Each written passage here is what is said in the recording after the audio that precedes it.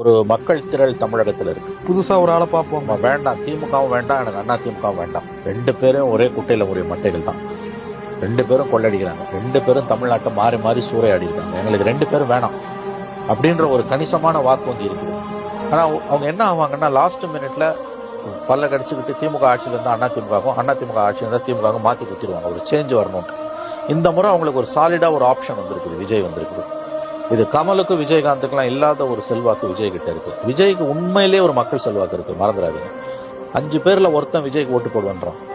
நான் வந்து என்னோட அனுபவத்துல சொல்றேன். எந்த விதமான உள்நோக்கங்களும் இல்லாம, எந்த விதமான ஒரு பர்சனல் அஜெண்டா இல்லாம நான் சத்தியமா சொல்றேன். அதாவது விஜய்க்கு இருக்கக்கூடிய ஆதரவு என்னை ஆச்சரியப்பட வைக்குது. சரி, 1 வருஷம் இருக்குது. இது அப்படியே பூத்துக்கு கொண்டு வர முடியுமான்னு கேட்டீங்கன்னா அதெல்லாம் $1 மில்லியன் கொஸ்டின் தான். பட் இன்றைக்கு இருக்கக்கூடிய அந்த கள யதார்த்தம் என்பது 5 ஓட்டுல 1 ஓட்டு அவருக்கு போகுது. அவர் திமுக அண்ணா திமுக 2 பேர் ஓட்டையும் அவர் பெரிய அளவில் டிஸ்டர்ப் பண்றாரு. 2 பேரும் உண்மையிலேயே பயப்படுறாங்க. அவர் எந்த அளவுக்கு தங்களை டிஸ்டர்ப் பண்ண போறாருன்றது அவங்களுக்கு. விஜயகாந்தை விட கமலஹாசனை விட வித்தியாசமா கமல் விஜய் எல்லாம் விஜய் கிட்ட நெருங்கவே முடியாது.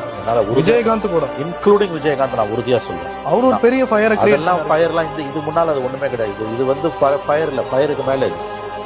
விஜயோட மக்கள் ஆதரவு என்னை உண்மையிலேயே ஆச்சரியப்பட வைக்குது. நான் சீரியஸா சொல்றேன். மக்கள் விஜய்க்கு இருக்கக்கூடிய அந்த சப்போர்ட் பேஸ் என்பது உண்மையிலேயே ஆச்சரியப்பட வைக்குது. எஸ்பெஷலி பெண்கள் மத்தியில, அனைத்து தரப்பு வயது பெண்கள் மத்தியில, இன்க்ளூடிங் உரிமைத்துக்கு வாங்கக்கூடிய பெண்கள் மத்தியிலுமே இது ரொம்ப ஆச்சரியமா இருக்கு.